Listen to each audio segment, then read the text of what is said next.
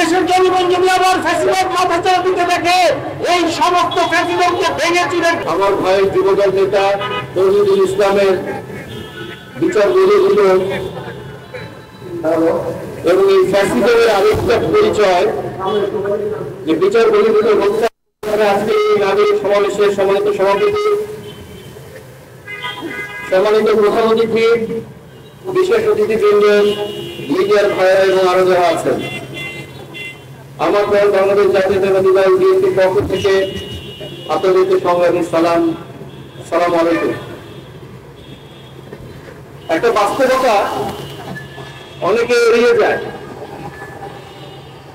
কোন একটা জাতি, কোন একটা ইন্ডিভিজুয়াল থেকে শুরু করে সামষ্টিক কোন ব্যক্তিত্ব বা কোন সংগঠন যখন নির্বাহী বিভাগের কাছে বিচার পায় না,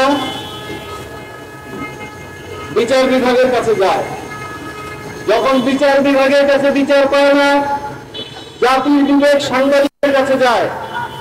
মিডিয়ার কাছে বিচার পায় না, তখন কি থাকে এই ফ্যাসিজম, তখন তাকিয়ে থাকে এই দেশের মাটি, পানি, আকাশ, এইগুলো নিরাপত্তার যে দায়িত্ব নিয়েছে ভারী অস্ত্রে সজ্জিত এই দেশের সামরিক বাহিনী, দেশপ্রেমিক সামরিক বাহিনী চোখ বন্ধ করে থাকলে সময় মতো ঠিকই তারা কফিনের শেষ পেরে করতে, সময় মতো ঠিকই তারা আশা আকাঙ্ক্ষার প্রতীক হয়ে রুখে দাঁড়াবে।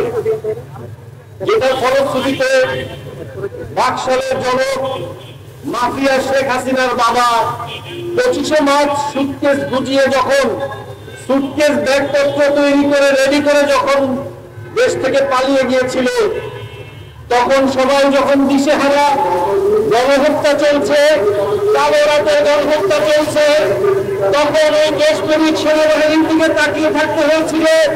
তখন শাপলা কাঁধে একজন মেজর সাহেবকে বলতে হয়েছিল, এই জাতিকে উত্তরণের লক্ষ্যে বলতে হয়েছিল, I major Ziaur Rahman do hereby declare independence of Bangladesh. সেই স্বাধীনতার ঘোষণাটা দিতে হয়েছিল। এটাই ইতিহাস, এটাই বাস্তবতা। এই বাস্তবতাকে অনেকে হয়তো এড়িয়ে যেতে চায়।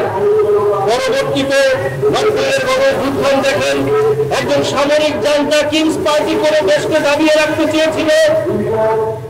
সেই স্বৈরাচার হিসেবে সে দীর্ঘ 8-9 বছর এই দেশকে শোষণ করার পর যখন জাতি দিশেহারা হয়েছিল, সেই দিশেহারা জাতি যখন রাজপথে আন্দোলন করছিল, যখন এই দেশপ্রেমিক সামরিক বাহিনী যখন সেই সামরিক জান্তার থেকে মুখ ফিরিয়ে নিয়েছিল, তখন সেই একটা কথা হয়েছিল, প্রাণ দিয়েছে, আন্দোলন করেছে, কিন্তু সেই শেষ ঠিকানায় ভারী অস্ত্রে সজ্জিত দীর্ঘদিনের ট্রেনিং প্রাপ্ত সেই দেশপ্রেমিক সামরিক বাহিনী কিন্তু জাতির পক্ষে দাঁড়িয়েছিল, বাংলাদেশের পক্ষে দাঁড়িয়েছিল।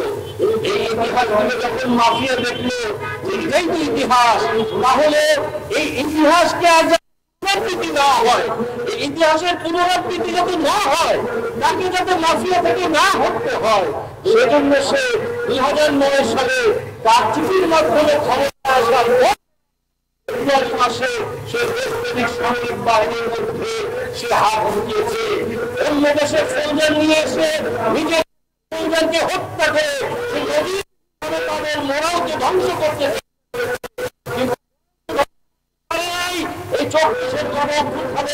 যখন তার পেটোয়া বাহিনী, তার দলীয় বছর এই মাফিয়ার বছর পুলিশ বাহিনী প্রায় 100 যখন সে পরিচিত করে ফেলেছিল, তাদের মধ্যে যারা ভালো সংখ্যক ছিল তারাও লজ্জায় মাথা হেট হয়ে যাচ্ছে, তারাও যখন গুলি থামাতে পারছে না, তখন এই দেশপ্রেমিক সামরিক বাহিনীকে সেই সিদ্ধান্তটা নিতে হয়েছিল। আপনারা খেয়াল করে দেখেন, বর্তমান সেনাপ্রধান তিনি কিন্তু এই 5ই আগস্ট 36শে জুলাইয়ের আগের মুহূর্তে বলেছিলেন তার সমস্ত লেভেলের এবং উঁচু থেকে কারো মতো মাঝারি ছোট সমস্ত সামরিক কর্মকর্তাদের সাথে বৈঠক করে বলেছিলেন আরো বেশি কাঁদালে উড়াল দিব আকাশে। তিনি তার ইঙ্গিতটা দিয়েছিলেন তিনি বলেছিলেন, একটা গানের উদ্ধৃতি দিয়ে বলেছিলেন, আমি তো প্রেমে করিনি, প্রেম আমার উপরে পড়েছে। সেই 5ই আগস্টের জনতা সেদিন বুঝে গিয়েছিল সামরিক বাহিনী, তার মধ্যে যে দু একটা দোষর আছে, লাইন পজিশনে গিয়ে সেই ছাত্র জনতার উপরে মেশিন গান চালিয়েছে, তাদের হাত বন্ধ হয়ে গেছে। সামরিক বাহিনীর দেশপ্রেমিক অফিসাররা জনগণের পক্ষে, বাংলাদেশের পক্ষে অবস্থান নিয়েছে। সেই কফিনের শেষ পেরেকটা যখন ঢুকেছিল, তখনই কিন্তু বিজয়ের চূড়ান্তে আমরা পৌঁছেছিলাম। আলহামদুলিল্লাহ। মনে রাখবেন, তাদেরকে আমি এখন উদ্দেশ্য করে বলতে চাই, এই বাস্তবতাটা হয়তো অনেকে স্বীকার করতে চায় না, কিন্তু এটাই বাস্তব।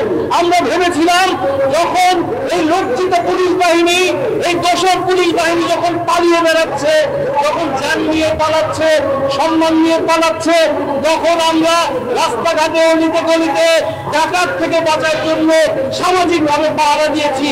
ছাত্র জনতা, আপামর জনসাধারণ পাহারা দিয়েছে।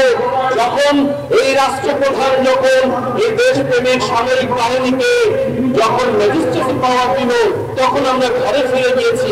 আমরা ভেবেছিলাম এখন হয়তো হাজার হাজার সেই কালো টাকার দৌরাত্ম যারা করেছে, যারা ছাত্র জনতার উপর গুলি চালিয়েছে, এখন আমরা হয়তো হাজার হাজার মামলা দেখব। হয়তো যারা সরাসরি ফুটেজ আছে, সহস্তে গুলি করেছে, অবৈধ অস্ত্র দিয়ে গুলি করেছে, তাদের বাড়িতে আমরা হামলা দেখব, তাদের বাড়িতে আমরা তল্লাশি দেখব। তা তো আমরা দেখতে পেলাম না। আমরা নিশ্চিন্ত হয়েছিলাম যখন ম্যাজিস্ট্রেসি পাওয়ার পেয়েছিল, তখন ভেবেছিলাম এই দোষরদেরকে ধরা হবে। বলা হয়েছিল যে প্রায় 6 শতাধিক ক্যান্টনমেন্টে বিভিন্ন জায়গায় আশ্রয় নিয়েছে, কিন্তু আমরা কি দেখতে পেলাম? 5 শতাধিক লোক জামিন পেয়ে যায়। এই দোষররা জামিন পাচ্ছে, এই দোষররা দেশ থেকে পালিয়ে যাচ্ছে। অথচ আমার ভাই তৌহিদুল ইসলাম বিচার বহির্ভূত হত্যার শিকার হচ্ছে। জবাব দিতে হবে, অবশ্যই জবাব দিতে হবে। ডক্টর মোহাম্মদ ইউনূস, আপনি নাকি আবারও নবমের পথে যাচ্ছেন।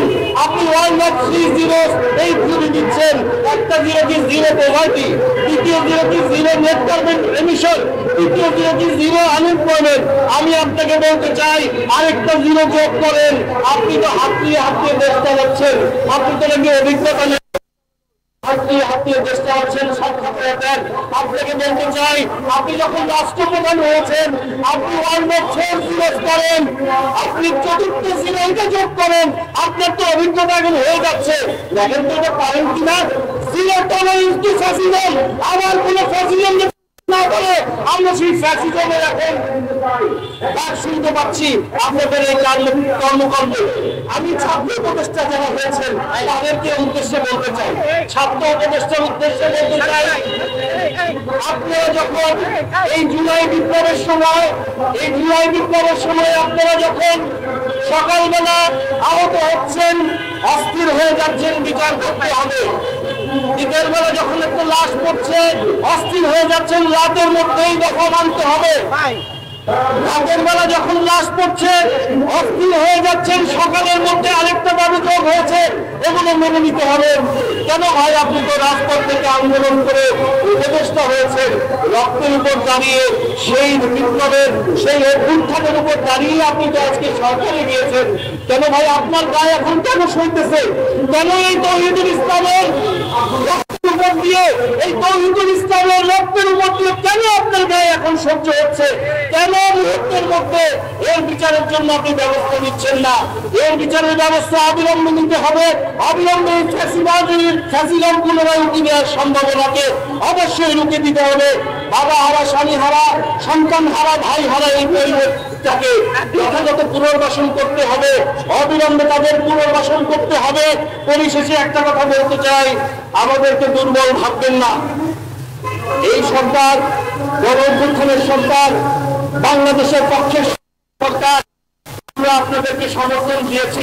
এটাকে আমাদের দুর্বলতা ভাববেন না। এদেশের জনগণ মাফিয়া হাসিনাকে এই মেলায় গিয়ে দেখেন ডাস্টবিন হাসিনা বানিয়েছে। এদেশের জনগণ আবারও ফ্যাসিবাদ নৌকাচারা দিলে সেই সম্ভাবনাকে কি করে দিবে আপনার উন্নতি থেকেই বলি। ডক্টর মোহাম্মদ ইউনূস সাহেব, পাশাপাশি সামরিক বাহিনীর, সেনাবাহিনীর প্রধান, শুনে রাখুন, আপনি যেমন 5ই আগস্টের আগে বলেছিলেন আপনি তো প্রেমে পড়েননি, প্রেম আপনার উপরে পড়েছে।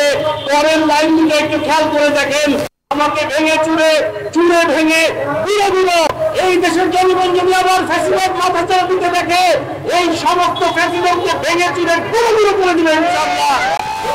আজকে আপনি হয়তো আনন্দে আছেন, আপনার হয়তো গায়ে সহ্য হচ্ছে, জুলুমের শিকার মুসলিম জননেত্রী দেশ নেত্রী আপস নেত্রী এবং খালেদা জিয়া এই অন্ধকার কুঠুরে জুলুম সহ্য করে থেকেছেন। তার ছোট ছেলেকে জুলুম করে সেই মজলুমকে অকালে মৃত্যুবরণ করতে হয়েছে। আগামী দিনের রাষ্ট্রনায়ক জনাব তারেক রহমান জানেন মজলুমের কি দুঃখ। এই দেশে আজও দলের নির্বাচন দিতেই হবে। প্রত্যেকটি জনগণ এতে কাঠের মতো 3 দিন ধরে সেন্টারে বসে থেকে নিজের ভোট নিশ্চিত করে রেজাল্ট নিয়ে তারপর বাড়িতে ফিরবে। এই জুলুমের বিচার হবেই হবে ইনশাআল্লাহ। সবাইকে ধন্যবাদ। আসসালামু আলাইকুম ওয়া রাহমাতুল্লাহি ওয়া বারাকাতুহু।